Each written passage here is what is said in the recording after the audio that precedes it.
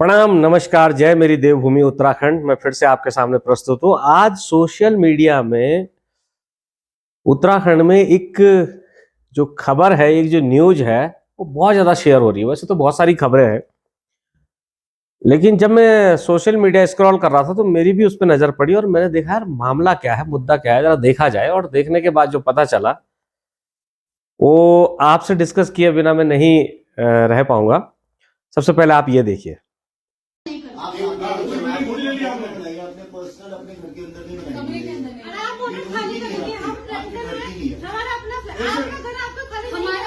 एक second madam, आपका disturb हो। आप बिल्डिंग में पूरी वीडियो बना दोगे? आप कंपाउंड में किसने राइट किया आपको? आपको राइट सेशन दिया? आपको राइट सेशन दिया? अब नोटिस है के पास? ये बताइए एप्लीकेशन को। अपने लॉयर बुलवा देती हूँ। मैंने आपने दिखा मेरी ठीक कर रहे हैं आप लोग। मुझे कह रहा ये ठीक है कब? अरे ठीक है बोला आपकी कंपाउंड नहीं तो कहना है बोलो कंपाउंड का राइट हैंड का ही नहीं है। मैं तो इतना पूछना चाह रहा आपसे। दिक्कत किसी को नहीं। इन्हें कंपाउंड्स में ऐसी रील्स बनाने का राइट्स है। मैं ये पूछना चाह रहा आपसे खाली ये ऐसी रील्स। अरे मैं कह रहा छोड़ दो ना, मैं आपसे नहीं बोल रहा। मैं आपसे बात नहीं कर रहा हूँ, इनसे कर रहा हूँ। मैं इनसे कर रहा हूँ। इतने हम कंपल नहीं है ये आश्रम इसलिए बनाया गया। तो आपने ये छोटा सा वीडियो देखा होगा। अब इस वीडियो के पीछे की जो कहानी है वो मैं आपको बताता हूँ। वैसे तो आपने हो सकता है आपने भी देख लिया हो, लेकिन फिर भी मैं बताता हूँ। राष्ट्रीय हिंदू शक्ति संगठन के प्रदेश अध्यक्ष हैं श्रीमान मान्यवर राघव भटनागर जी। वो गए थे आज श्री जयराम योग आश्रम में, जिसका लोकार्पण किया था प्रसिद्ध महामंडलेश्वर अवधेशानंद गिरी जी महाराज व आश्रम के परमाध्यक्ष ब्रह्म स्वरूप ब्रह्मचारी जी श्री महाराज व उस वक्त के तत्कालीन विधानसभा अध्यक्ष भारतीय जनता पार्टी के प्रेमचंद जी के द्वारा उसका लोकार्पण किया गया था। तो वो उस आश्रम के प्रबंधन के पास गए थे अपनी कुछ आपत्तियां लेके, और आपत्ति ये थी कि उसी आश्रम में निवास कर रहे एक परिवार की कुछ युवतियां पाश्चात्य परिधानों में, वेस्टर्न कल्चर की ड्रेसेस पहन के, जो कि हमारे यहाँ हमारे कल्चर में, हमारे पहाड़ के कल्चर में, उत्तराखंड के कल्चर में नहीं एक्सेप्ट, 100% एक्सेप्ट कोई नहीं करता।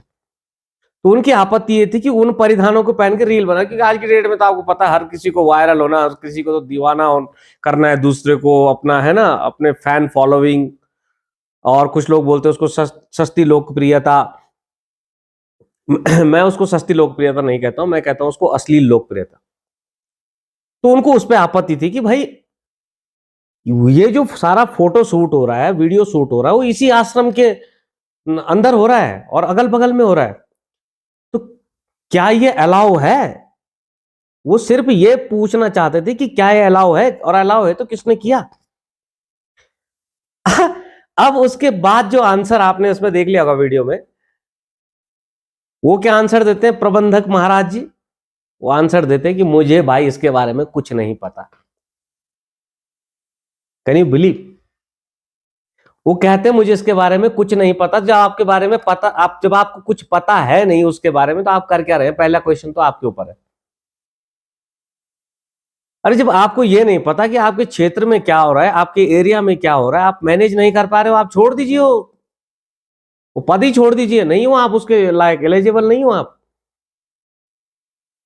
आपके आश्रम के अंदर जो है, उस क्षेत्र में जो है, जैसा कि वो दावा कर रहे हैं, उनका कहना है भाई ये, और उन्होंने बाकायदा वो फोन पे दिखा रहे हैं अपने की, देखिए ये यहाँ का सीन है, यहाँ का व्यू है, देखो ऐसे कपड़े पहने, ऐसे कपड़े पहने। उनको उससे भी आपत्ति है, और होनी चाहिए, क्यों नहीं होनी चाहिए यार? What is wrong with that? होना चाहिए।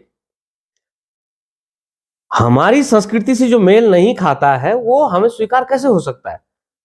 कितने देश हैं, अगर आप इतिहास को देखें, आप आज प्रेजेंट में देख लीजिए, क्योंकि मैं अपने देश से बाहर कार्यरत हूं, मैं भी देख रहा हूं भाई, बहुत सारी कंट्रीज जो हैं उन्होंने अपना पूरा 100% लगा दिया सिर्फ इसलिए कि उनका कल्चर बचा रहे, उनकी सभ्यता बची रहे। वरना कितनी सभ्यताएं आई और गई, हड़प्पा मोहनजोदड़ो, और क्या का क्या हो गया और क्या नहीं हो गया, आप सब अवेयर हैं उससे। तो उनकी आपत्ति बस इतनी थी, वो पूछना चाहते थे कि भाई अलाउ है क्या, और अलाउ है तो किसने किया, और किया तो क्यों किया। He won't ask only that much, उतना ही पूछना चाहते थे। लेकिन आप उसमें देख रहे हैं उसके बाद में वो युवतियां जो है उनसे किस तरीके से जो डायरेक्ट, अरे वो तो उनकी तो उन युवतियों से कोई बात ही नहीं थी, वो तो उन युवतियों का वीडियो लेके गए थे, उस युवती का वीडियो लेके गए थे पर्टिकुलर कि भाई देखो आपके क्षेत्र में आपकी इस जगह पे जो है ये हो रहा है, आप देखिए क्या ये सही है, आप सपोर्ट करते हो क्या इसको, फिर हम देखेंगे फिर आपसे किस तरीके से बात करनी है। वो बोल रहे हैं कि मुझे पता नहीं है, बात चल रही है ये, और वो युवतियां भी बीच में जो है आर्ग्यूमेंट उनसे करने लग जाती हैं, और उस शब्द को आप ध्यान से देखिए, अरे यार आपको ही आपत्ति है, फिर वो बुला लेती हैं अपनी माता श्री को भी।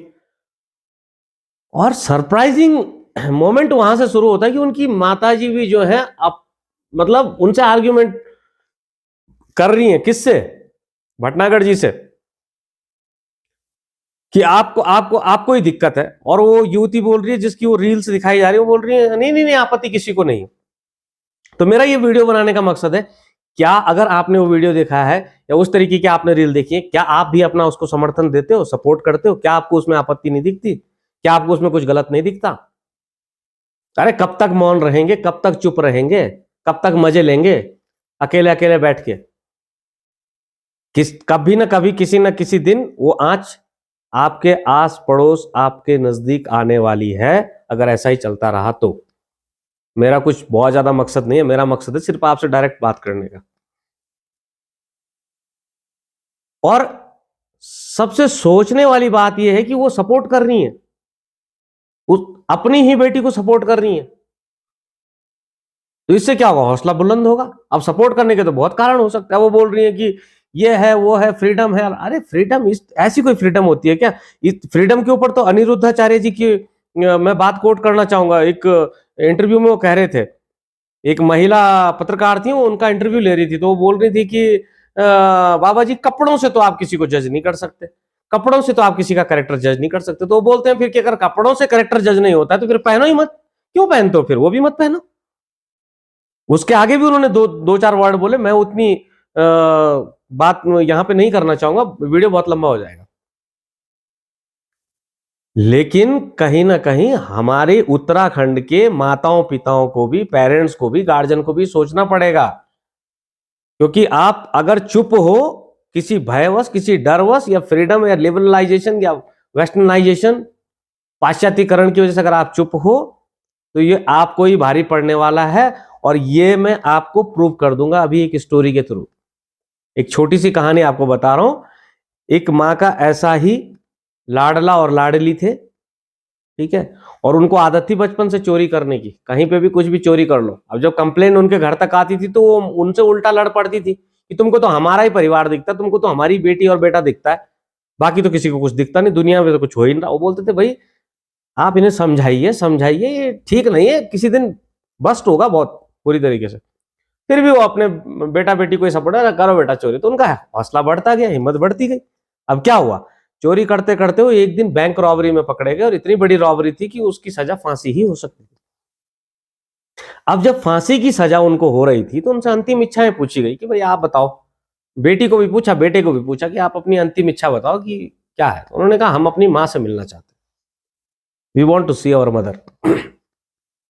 ठीक है, माता जी को बुलाया गया, तो एक झन्नाटेदार जो थप्पड़ था वो बेटे ने अपनी मां को रसीद किया, और एक झन्नाटेदार थप्पड़ जो है बेटी ने भी अपनी मां को रसीद किया। सारे लोग हक्के बक्के, ये क्या हो गया, आज तक तो पूरा सपोर्ट करते थे, आज ऐसा कैसे हो गया सडनली?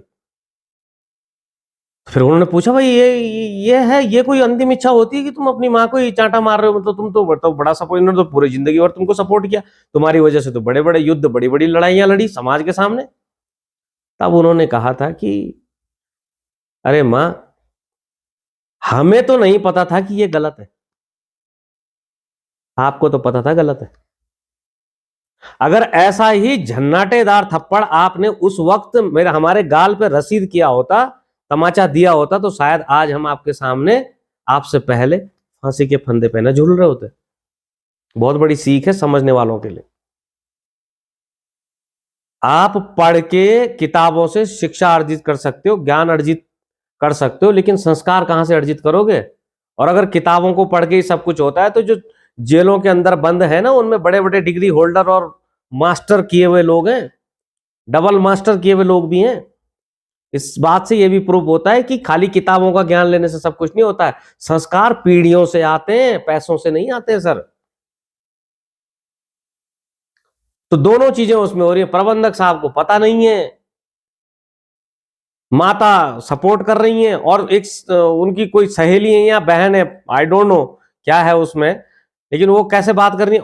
उनका भटनागढ़ जी से कोई मतलब ही नहीं बनता बात करने का। पहली बात तो ये, मेरा ये नहीं मतलब है कि मैं भटनागढ़ जी को सपोर्ट कर रहा हूं कि है भाई। अगर वो अगर कोई भी व्यक्ति अगर सही चीज के लिए आवाज उठाता है, अपनी संस्कृति अपने परंपराओं की संरक्षण और उसकी सेवा के लिए कार्य करता है, तो भाई मैं तो उसका सपोर्ट करूंगा और खुले दिल से करूंगा। भटनागढ़ जी की जगह कोई सिद्धू जी हो, रावत जी हो, बिष्ट जी हो, कोई भी हो, मैं सपोर्ट करूंगा। I am ready to do that, हमेशा करूंगा। तो उनका तो कोई मतलब ही नहीं था उनसे, लेकिन वो कैसे बात कर रहे हैं, यार आपको ही प्रॉब्लम है, यार आपको ही प्रॉब्लम है।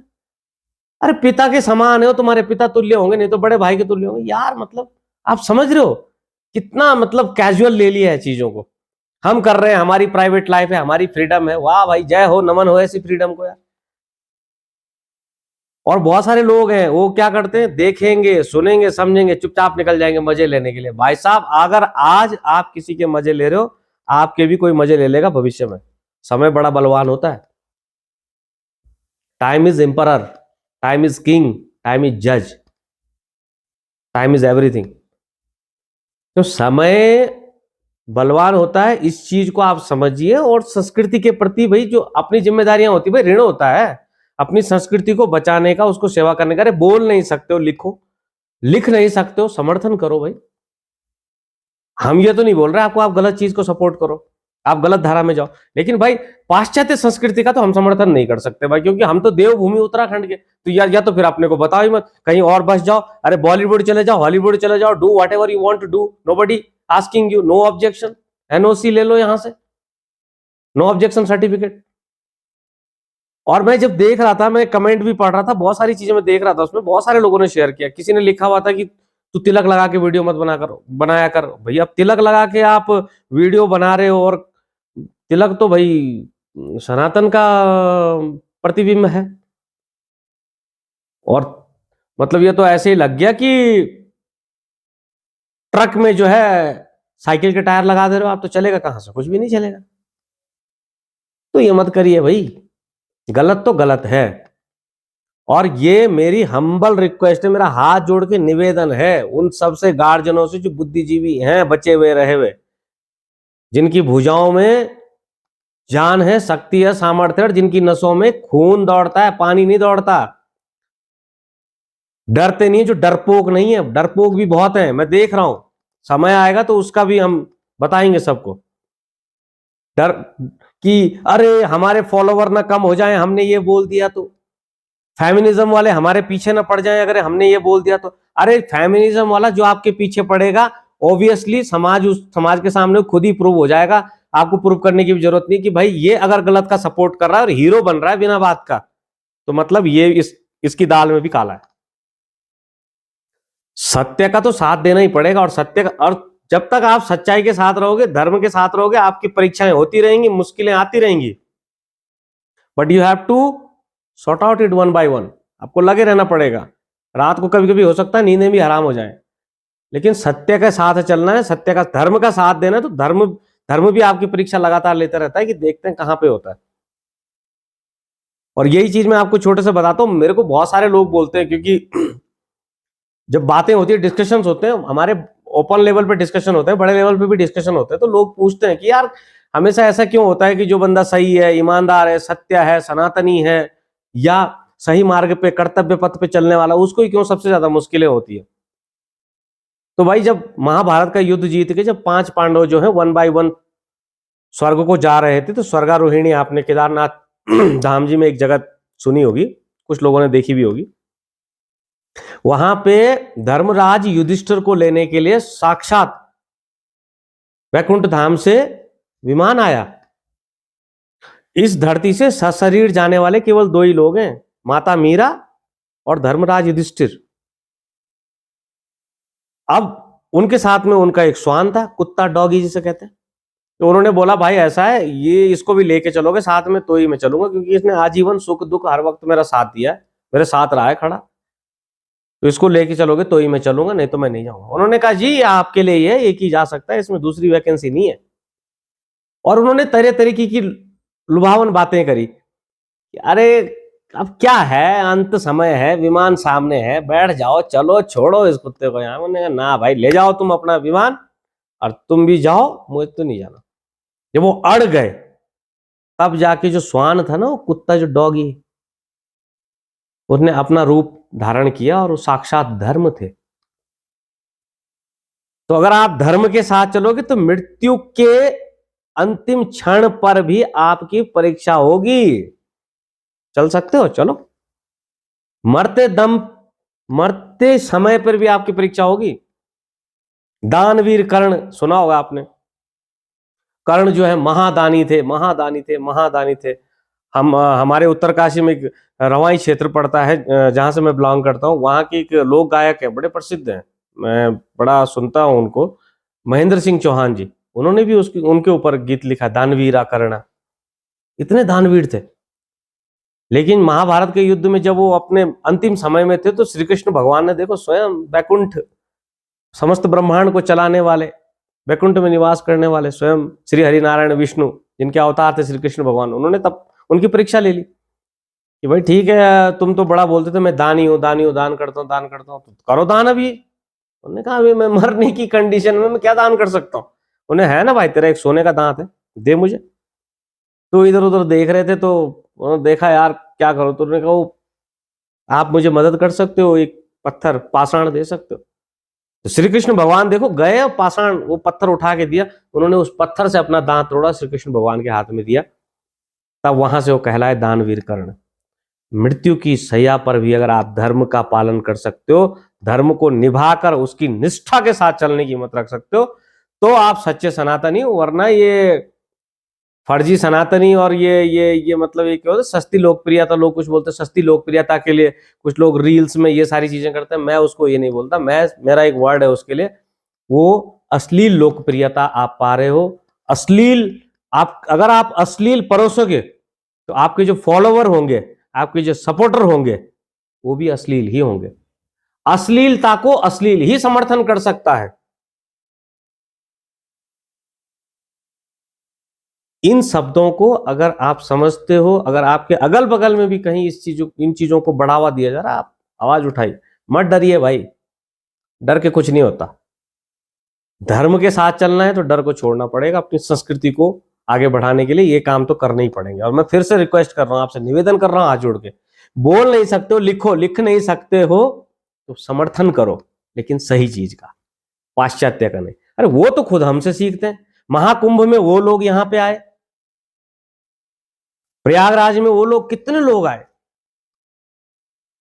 है ना। एप्पल कंपनी की सीईओ आके वहां पे डुबकी लगा के जा रही है। भाई सोचो ना, कौन सी कंट्री के लोग हैं। मैं खुद अब्रॉड में हूं, मैं बहुत सारी कंट्री के लोगों से बात करता हूं, फ्लाइट में होता हूं, 8-8 घंटे की, 10-10 घंटे की फ्लाइट होती है मेरी, मैं बात करता हूं लोगों से, आई एम टॉकेटिव। मुझे कभी रशिया के लोग मिलते हैं, फ्रांस के मिलते हैं, जर्मनी के मिलते हैं, ऑस्ट्रेलिया के मिलते हैं, बेल्जियम के मिलते हैं, हंगरी, पोलैंड, बहुत कंट्रीज के मिलते हैं। मैं बात करता हूं, बात करने में कुछ नहीं जाता है, मैं उनके विचार जानना चाहता हूं। Everybody is interested to visit once India. क्या बोल रहा हूं मैं, कि हर कोई व्यक्ति, मुझे महसूस हुआ कि हमारे देश को, हमारे भारत को, हमारी धरती को अपने जीवन में कम से कम एक बार तो भ्रमण करना ही चाहता है, देखना ही चाहता है। उन लोगों में कितनी आग है। नेगी जी के गीत का मैं कल रूपांतरण कर रहा था, मैं बोल रहा था कि पंच बदरी, पंच केदार, पंच प्रयाग, ये किचन, पंच पंडों भी ऐन यकी भाग, हमारा धनी धन, है ना। देवताओं की धरती मां मन की बशान, मन की बशान, देवभूमि उत्तराखंड के होने के बाद, और तब हम ऐसे रगों में बिल्कुल वो ग्लूकोज ही चलता रहेगा। तो मुझे लग रहा है ग्लूकोज ज्यादा ले लिया कुछ लोगों ने, वो बस वही चल रहा है, ब्लड कम हो गया। उस ब्लड को, जो उसकी जो गर्मी है, अपने धर्म के प्रति, अपने संस्कृति के प्रति, अपने सभ्यता के प्रति, अपने परंपरा के प्रति प्रयोग करिए। एक दिन चले ही जाना यहाँ से, कुछ नहीं ले जाना यहाँ से। और आने वाले समय में आपकी संतानें आपको सैल्यूट करने की नजर से देखें, आपको इस नजर से न देखें कि अरे तुमने किया क्या, बस वो पैसे कमाए और परिवार पाला और बस हो गया, शादी करी, बच्चे करे, ये किया वो किया, खत्म। अरे बच्चे पैदा तो जानवर भी करता है, घोंसला वो भी बनाता है, मतलब घर वो भी बनाता है, पालन पोषण वो भी करता है, दाना चुग के वो भी लाता है, उनके मुंह में वो भी डालता है। वो तो डिफरेंट क्या है, कुछ डिफरेंट करो। तो इन्हीं शब्दों के साथ आप अपनी प्रतिक्रिया इस वीडियो पर देना ना भूलिएगा, और आइए मिलके अपनी सभ्यता, अपनी संस्कृति, अपनी परंपराओं को एक नए मुकाम पर लेके जाएं। बहुत सारे लोग काम कर रहे हैं, लेकिन इससे बड़े लेवल पे करने की जरूरत है। एज आई से ऑलवेज, जैसा मैं हमेशा कहता आया हूं, माध्यम कोई भी हो सकता है, किसी भी तरीके का हो सकता है, लेकिन आपका समर्थन, आपका सपोर्ट बहुत कम टाइम में सोशल मीडिया की ताकत आप पहचानिए, हमें बहुत ऊंचाइयों तक ले जा सकता है। इन्हीं शब्दों के साथ आपसे आगे चाहूंगा। जय देवभूमि, जय उत्तराखंड। प्रणाम, नमस्कार।